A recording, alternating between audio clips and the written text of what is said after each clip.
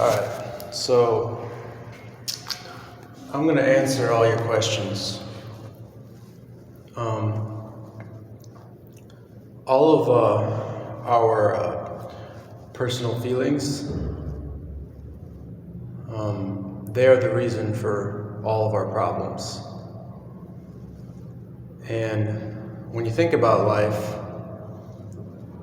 it's very obvious that in of itself, it's not something that's worth protecting because it doesn't, it passes.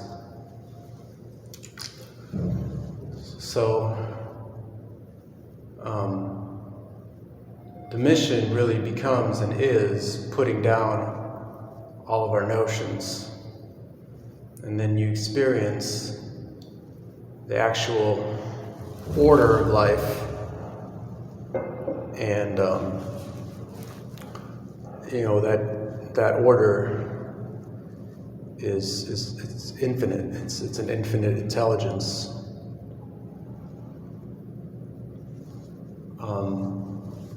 I'm going to go ahead and talk about my own personal experience to give this some more details.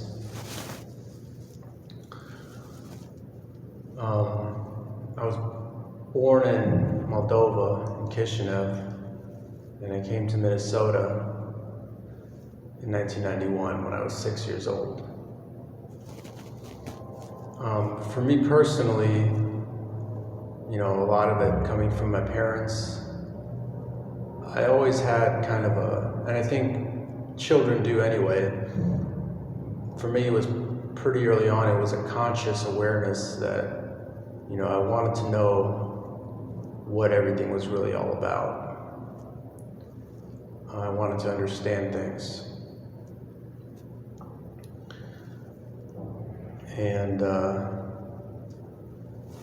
And so as I grew and tried to educate myself, that was my purpose in going to college.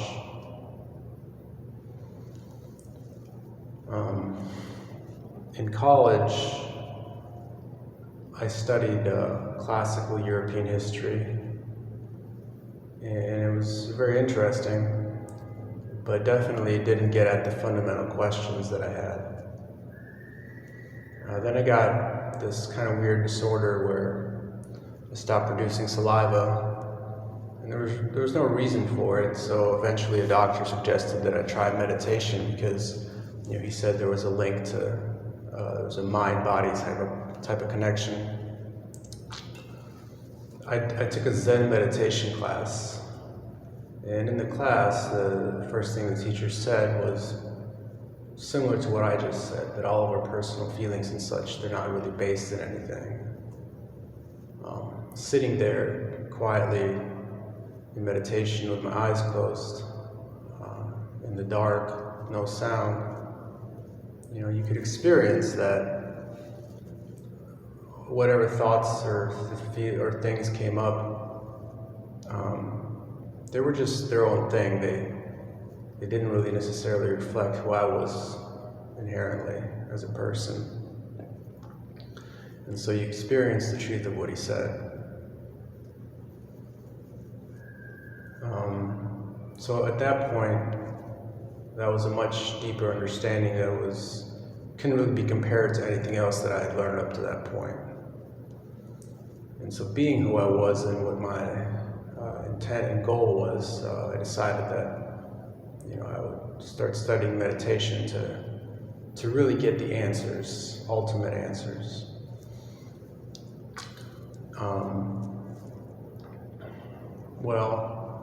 As most things are today, everything is a business. There's self-interest involved, so I couldn't really get any answers, but definitely there was a lot of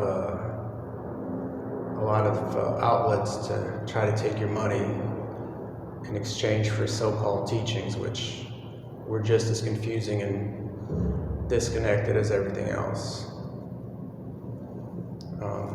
At a certain point, I remember that a professor in one of my classes about meditation had mentioned this practice called Falun Gong, and that it was totally free, and that it taught you to be a good person and such.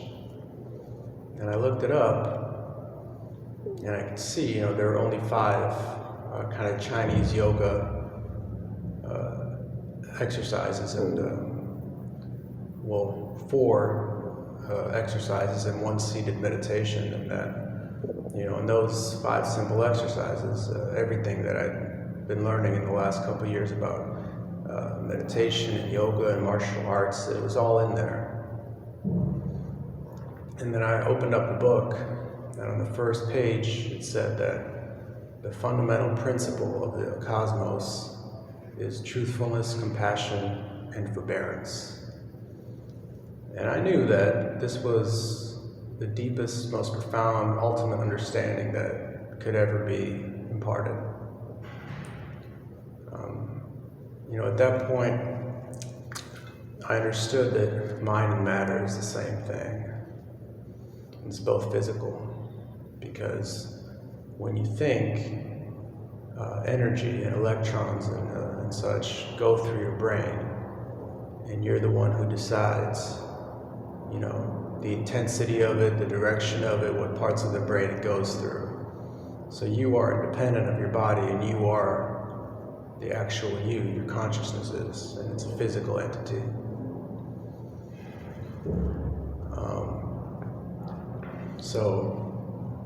That understanding that idea that there's an ultimate law of the cosmos, and that can be put into words as honesty, kindness, and tolerance, that was it for me. I understood that was the truth.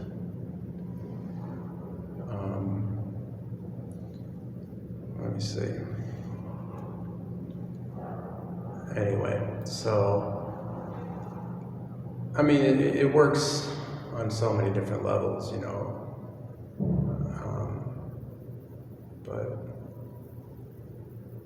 I guess the way I understand it in my own personal words, as best as I can, is that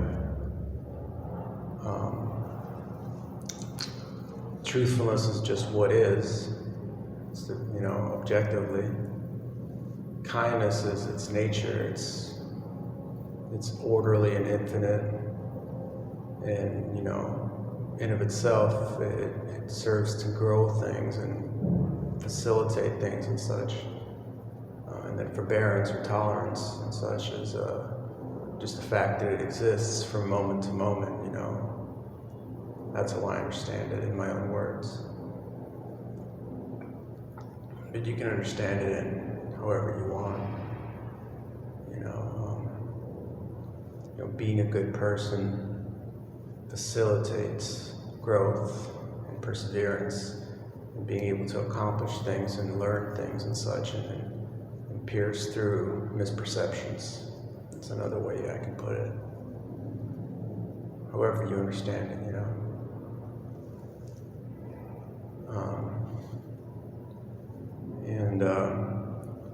this practice of Falun Gong, it's a traditional Chinese meditation, so it's based in traditional ancient Chinese culture.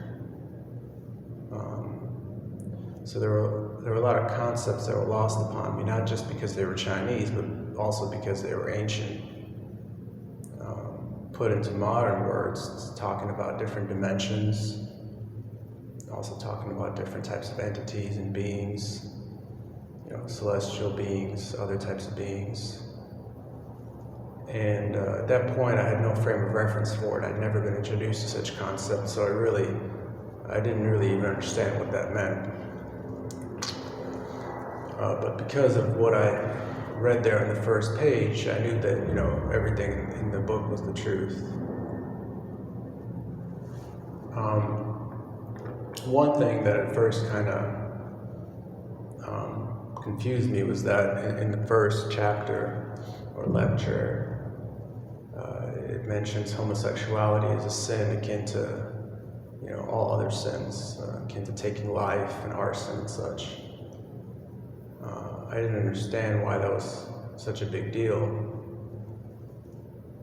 The way that another person explained it to me in her own words is that, in the world there's yin and yang, and homosexuality is basically like anti-nature.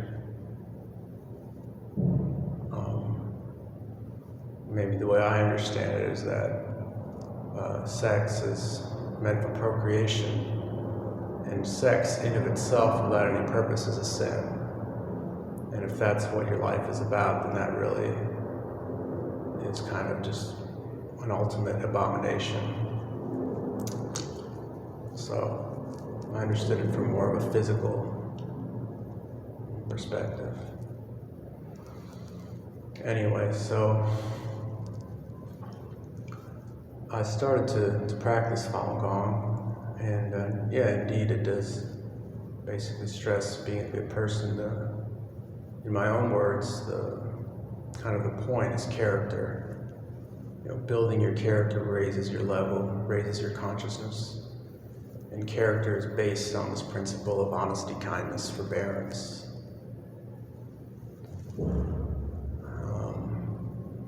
So, you know, having nothing to gauge it by but my own notions at the time, I figured that having good character for me at that point would be to move back to my hometown, to, you know, get a job as fast as I could, to make as much money as I could. So I got a job doing sales. But my personal views were not aligned to that at all, because I had no interest in money. So I couldn't, you know, so it wasn't possible for me to devote myself to the sales process to make it effective. There was no motivation. But further than that, something that had happened was that in 1999 there was 100 million people in China practicing Falun Gong. And the Chinese Communist Party, the leader of the Chinese Communist Party, saw that there were more people practicing Falun Gong than official members of the Chinese Communist Party. And in a communist country, he could not accept that. He decided to wipe it out. So they started a national policy of torture to either kill these people or make them sign a document renouncing their beliefs. And so as a person, you know, if you're trying to be a good person, it's not just done in a vacuum. Your life is really lived for others. And you know, looking at that, things from that way, if there's an ultimate evil going on in the world, whatever that is will be the source of all other evils. And you know, and really, it's very clear cut. You know, China has 1.3 billion people. It's the manufacturing floor of the whole world. And when all other institutions around the world sold themselves out to the Chinese Communist Party, they basically, you know, imported the ideology of the Chinese Communist Party the world over. And ultimately, what communism is, it is the ultimate form of evil, because it doesn't just seek to wipe out people physically, it seeks to wipe them out spiritually. It seeks to destroy their morals. And this is what this persecution of Falun Gong was in fact doing. And there's nothing, I mean, that is the source of evil. So as a person, I understood that my human mission in life was to expose this, you know, put an end to it, to save people from being destroyed. You know, the most wide-scale way to do that is through mass media. And so I wanted to help grow this media that had been founded by Falun Gong practitioners.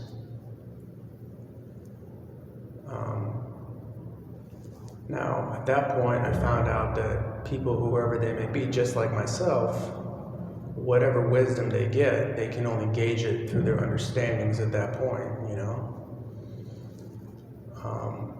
So everybody, to some degree or another, lesser or greater extent, is in fact colored by the society that they're in and the notions of that society.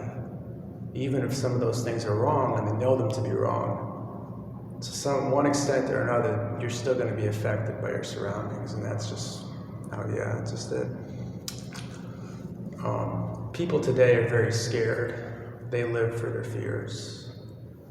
And so I found that the people around me who were practicing the same thing as me, they weren't guided by their values, but by their fears. I was a bit different because I never really had fear of anything in my whole life. Just that's how it's always been. Maybe it's from having a deep kind of understanding of what I said at the outset, that life in of itself doesn't amount to much. It's not worth protecting in of itself. There's nothing there. So I really had no fear of anything besides sinning, you know. So that's also a fear to do the wrong thing, but because I wasn't afraid of the more mundane possibilities that can happen, I was willing to do more, to be more active, to pursue my goals, you know, in a more focused way. And that, on the one hand, that put people off because they were worried about, you know, paying their bills and their kids and all these things, and not so much focused on this goal. So when I was very focused on it, it seemed strange, and it seemed like maybe I was a bit extreme. So I was kind of outcast for that reason. On the other hand, like I said, I wasn't interested in money or in making a place for myself in the world. So I didn't really know why I was going to work every day, and that made it hard to work, and so that caused difficulties in my life. And so when people saw that, they also shunned me because it seemed like I didn't have my stuff together. There definitely was not an intention to help or figure things out, because, you know, when you live for yourself, you don't really care about anybody else. It doesn't matter what you practice or say you practice. So, you know, I saw these things, but, you know, what I was doing was correct. And I gained a clear understanding of, you know, right from wrong.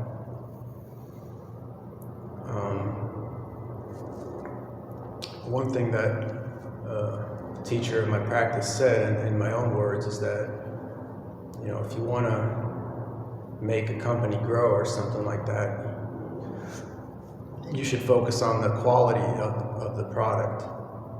It's obviously important to get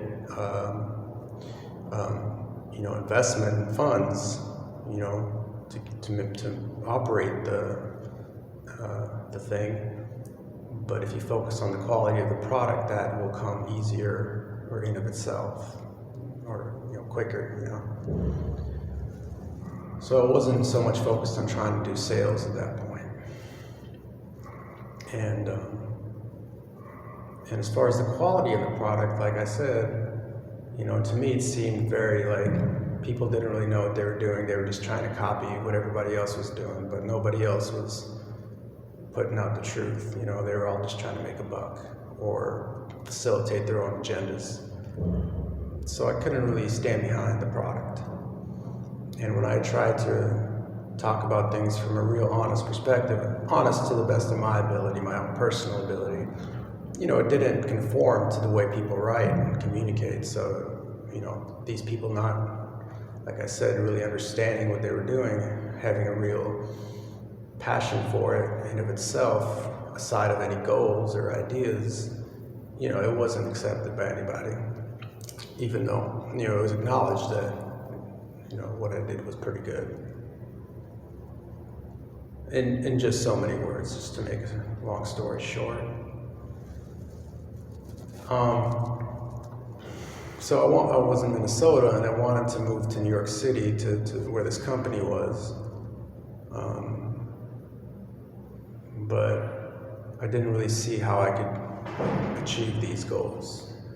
You know, and I also had, like, we're all human beings. It's not like you force yourself to be a robot. I don't think that's the point or the idea. So, you know, I had normal, personal kind of things that I would prefer to do. Like, at the time, I wanted to be in the city.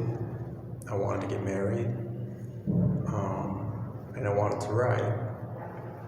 But I didn't see how I could accomplish those things because, there wasn't really anybody who I was on the same page with.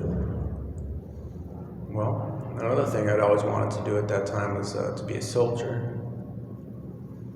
When I was 18 and Iraq started, I didn't really have the background to understand the real meaning of being a soldier and serving in the American Army.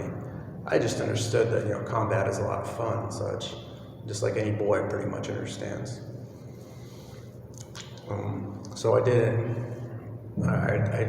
couldn't see myself investing my life into going to war. Which, that's just how it is. It's not right or wrong, it's just how it is. Going to war and not understanding it can have very serious consequences. But again, it's always better to do something than not do it. But you do have to deal with coming to terms with the repercussions of your actions, for better or for worse. That's just a fact. So I chose not to enlist at that point.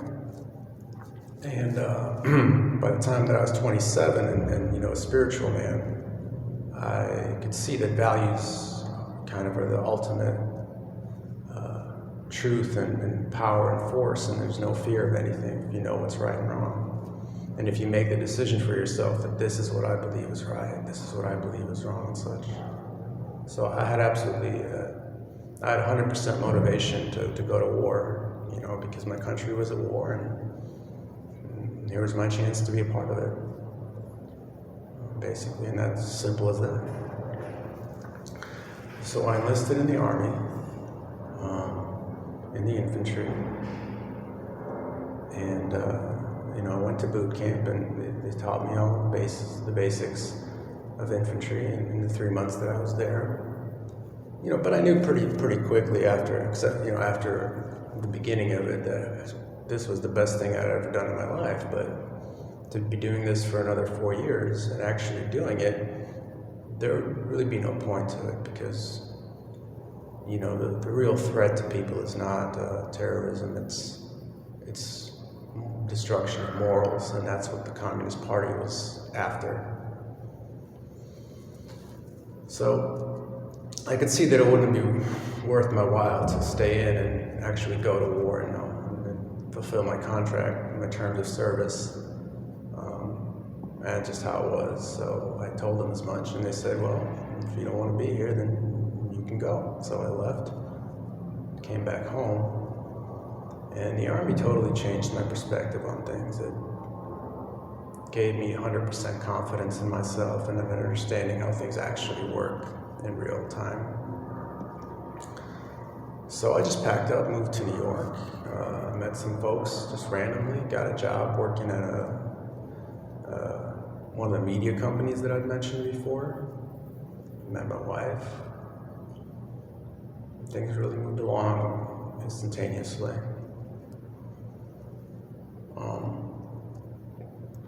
But I had changed, but the world around me hadn't necessarily changed all that much. So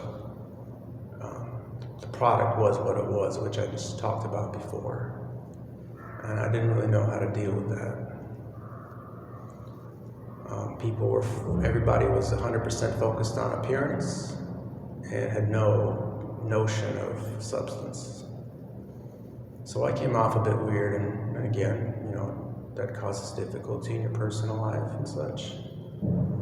And not knowing anything else, I figured, I know what's right, I know what's wrong, and I'll just do what I feel is right. Even though I knew very well that the extent of my ability to do what's right was limited, and there was a lot of shortcomings in it. But it was the best option that I had, and it was the best option, so that's what I did. And I just started speaking the truth as best as I could express it, which at the time involved lots of cursing, lots of basically straight up, you're this, you're that, if you don't do this, then I'm gonna mess you up. Banter, not serious, but people don't understand the difference, So, I got alienated pretty quick from people that I was working with, obviously. But at that time, Trump came around, and things changed pretty quick with the old Trump. Now, I'm not going to talk about necessarily political views or whatnot, but this is how I see it. If you get a person that doesn't care what other people think and just does what he believes is right, that's the person you want to go with. People are not going to agree, and that's a fact. It's your character. And I think that can only be judged by, are you a man of your word? And that's it. And Trump, I think, was pretty much said what he was going to do and just spoke what he thought, and that's it. And the people I was working with, I don't know, they probably for the most part, at least a lot of them, but I think the great most part, if not all, did not like Trump because he was brash and all that. And, to them, being kind and all that, they just understood it the way that people do today. It's just about smiling. They didn't have a concept of results. So even though this man was gonna, make America strong and change the focus of America from China back to America, which, is the best thing you can do to counteract the CCP, they didn't care about results. They cared about appearance. So they couldn't care about Trump, And I got on them pretty quick on that.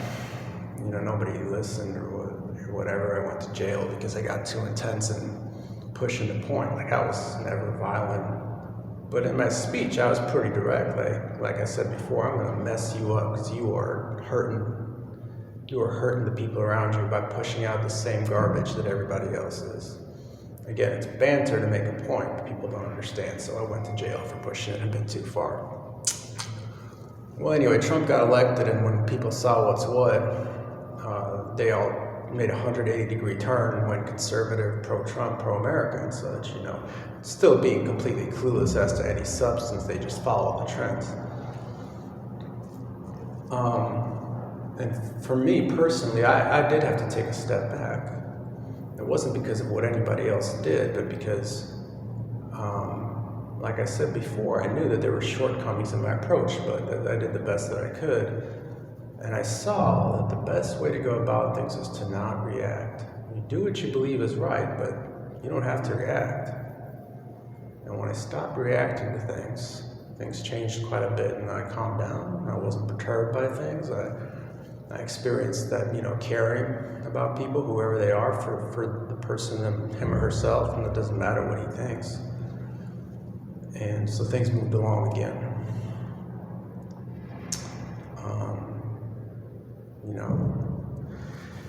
Anyway, that's about the whole story. Recording? Yeah, good, I'm still recording. That's about the whole story. I think the moral of the story, in my, from my perspective, is that people should know that there is nothing to life besides right and wrong. And they need to decide for themselves what they believe to be right and wrong. You have to make that decision. If in combat you're getting shot at, for instance, and you do nothing, you're going to die, and people around you are going to get hurt. You have to do something. You have to make that decision. Be a man, be strong, be a real human being. Another thing is that in the infantry, you get a real, I'm just going to put it very plainly, and people can make fun of me if they want, but it's a fact. You get a taste for blood, the lust to kill, because that's the mission, that's the job of the infantry, literally. And that's a good job for that profession, because it means you're gonna live, your friends are gonna live, and so on and so forth. Because it's such a basic primal mission, there's no notions to it, it comes on very strong, and you get a real zest for life when you feel that. It's how kids are, basically. And all you do when you do something else is that same zest exists in whatever you do when you understand its purpose and point. and you understand that nothing can hurt you. Because if you're after the right thing, what you truly, honestly believe to be right, and you go about it the right way, and you feel that intensity, that, wanting to accomplish it, and the joy of doing it, you're infinite because you're connected to God at that point.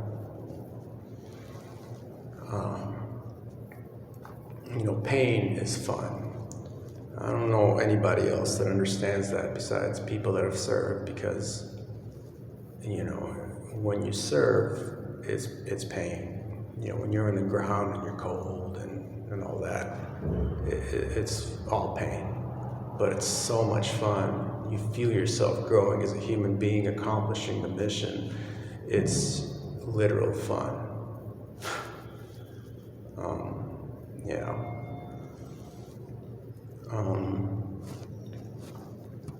So going on to today, when I go on to Truth Social and I see that all it is just people complaining, there's no point to that. People need to be informed of what's going on, but that can be done in 3 words, not wasting your whole life repeating the same thing over and over again and never even getting to the point. Once you get it, just live your life according. Everybody's just trying to look good and feel good. They don't care about results. So that's what's going on. Practically speaking, with things are being the way that they are, like I said, life in of itself, so what? You can get hurt, you can get killed, put in jail. It's not fun. In of itself, it's not fun, but so what? You'll get through it. You'll come out on the other side and you'll be judged according to your actions. And that's infinite. Life is brief. So live your life. People are worried about pesticides and this and that. That doesn't mean anything. There's a higher law to the world, and that's doing the right thing. If you do the right thing, that compensates for any so-called science. That's a higher science. That is real science. So just live your life, do the right thing, get the results, whatever it takes. But, do it right.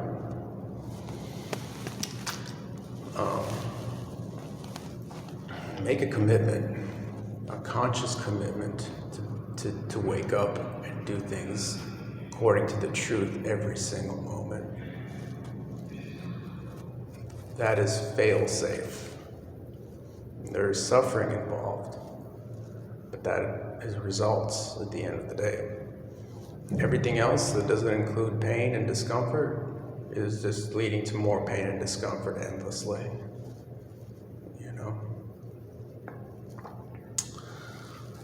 Well, that's about all I wanted to say. As a human being, we kind of have to have a sense of ourselves. And that's tradition, where we come from, who we are, the ultimate rules of the world. You have to know these things. Who I am. I'm an American. So I live traditional American values and lifestyles. I don't gauge it by any social notions. I gauge it by the way that people actually are.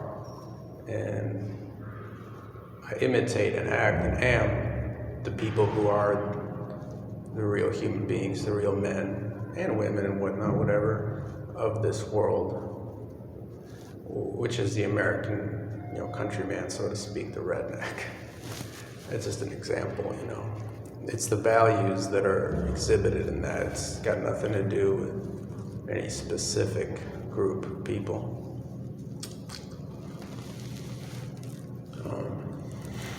That's about it.